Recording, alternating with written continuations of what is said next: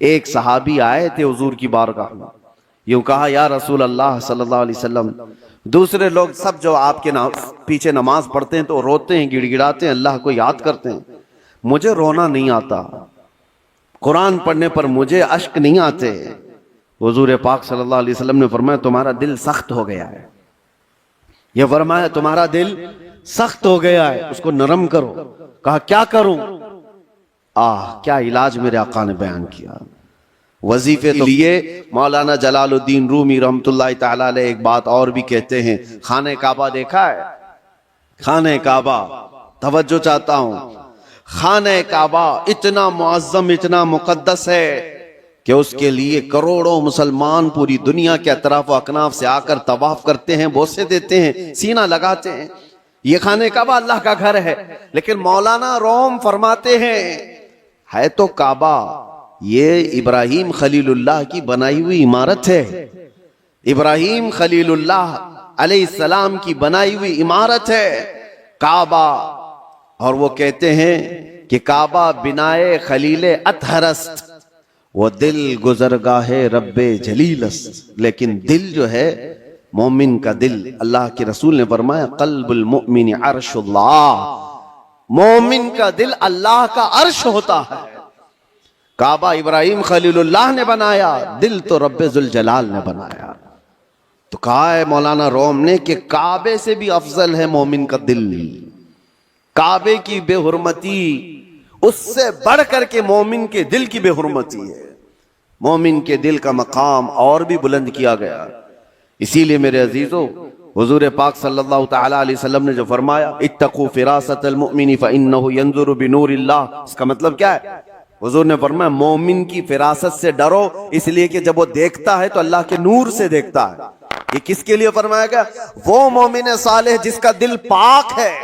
ہوتا کیا ہے میں آپ کو بتاؤں، جس کا دل پاک ہے، اولیاء کاملین کی بارگاہوں میں جانے کے وقت ہوتا کیا ہے، آپ آئے ہیں، آپ آئے اور کوئی چیز آپ زبان سے کہا نہیں، لیکن میں ایک شیشہ لے کر کے بیٹھا ہوں، ایک آئینہ لے کر کے بیٹھا ہوں، آپ کے آتے ہی آپ کی پوری تصویر اس آئینے میں آئے گی کہ نہیں آئے گی؟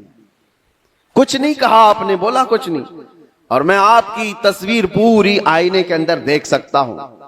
بزرگان دین کے دلوں کا معاملہ ایسا ہی ہے، وہ اتنا پاک دل ہوتا ہے، جو بھی سامنے جاتا ہے اس کے دل کی ساری تصویر ان کے دل پر چھپ جاتی ہے، وہ یہ تک بھی جانتے ہیں کہ کیا چیزیں لے کر کے آیا ہے۔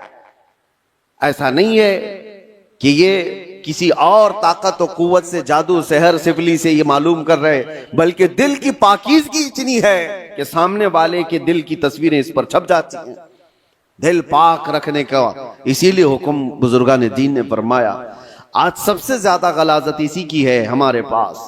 میں ایک اور بات آپ سے پوچھتا ہوں، یہ اللہ کا گھر ہے، مسجد ہے، مسجد میں کوئی اگر غلاظت لا کر کے پھینک دے تو کیا آپ برداشت کریں گے اسے؟ مسجد کے اندر کوئی پیشاب پخانہ اللہ ہزار بار نہ کرے معاذ اللہ لا کر کے ڈال دے تمہارے سامنے، تم برداشت کرو گے؟ آپ جھگڑ لو گے، تھپڑ لگا دو گے، اس کو نکال باہر کر دو گے کہ یہ اللہ کا گھر ہے، یہاں پر غلاظت کیسے ڈال دیا تو نے؟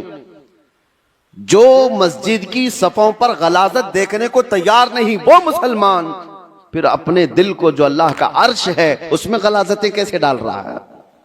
خود سے تو ڈال رہا ہے۔ نہ جانے کس کی محبت، نہ جانے کون کون سے غلیظ سوچے اس نے دل میں ڈال رکھا۔ اسی لیے حضرت صابر کلیری رحمت اللہ تعالی علیہ فرمایا کرتے، ایک دل ہے اس میں دو چیزیں نہیں آ سکتی، یا تو اللہ کی محبت آئے گی یا تو پھر انسانوں کی، اللہ رسول کی محبت ہوگی یا تو پھر انسانوں کی، دنیا کی محبت اور اللہ کی محبت ایک ساتھ دل کے اندر نہیں آ سکتے۔ تو تم یہ فیصلہ کرو کس چیز کو تم نے جگہ دے رکھا ہے، اپنے دل کو کس کے لیے کھول رکھا ہے میرے عزیزو۔ اور ایک علاج کی طرف میں آپ کو لے کر چلتا ہوں۔ اللہ کے رسول صلی اللہ تعالی علیہ وسلم کے پاس ایک صحابی آئے، ایک علامت اور بھی میں آپ کو بتاؤں، نماز پڑھتے ہیں، جیسے ابھی میں نے کہا دل کے کالے ہونے کی علامت یہ ہے کہ مسجد میں زیادہ دیر دل نہیں کرتا، نمازوں کا وقت ہو جائے تو طبیعت بھاری لگنے لگے، اسے عبادتوں کی طرف شوق نہیں لگتا، یہ دل کے اس کے سیاہ ہونے کی علامت۔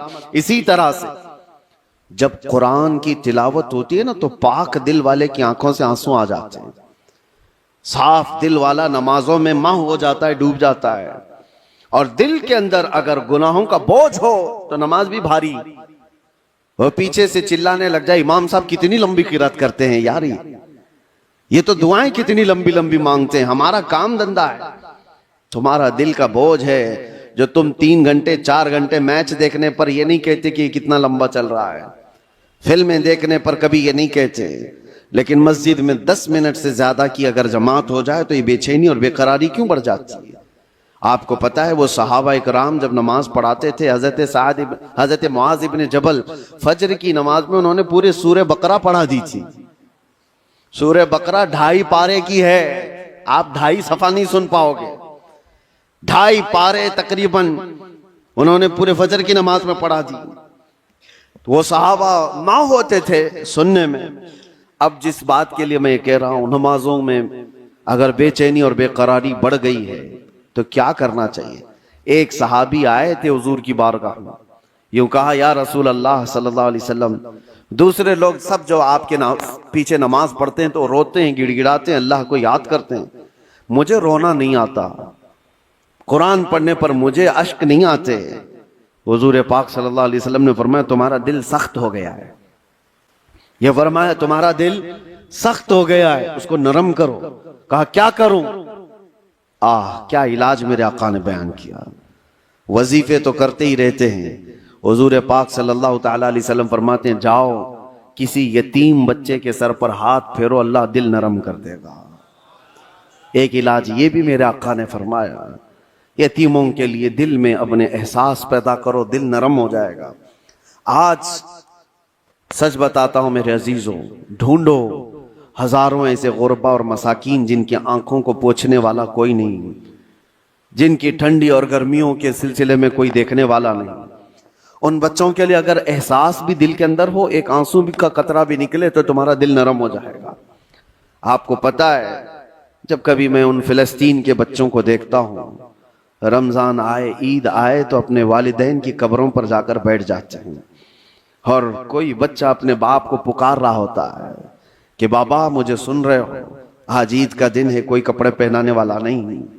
تو یہ زمانے رسول یاد آتا ہے، یہ وہ یتیم ہیں کہ اگر میرے آقا کے زمانے میں پکارے ہوتے تو میرے آقا کندھوں پر بٹھا لیتے تھے۔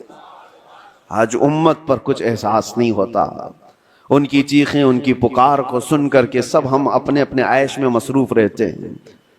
اپنے دل کے اندر احساس پیدا کرو، دل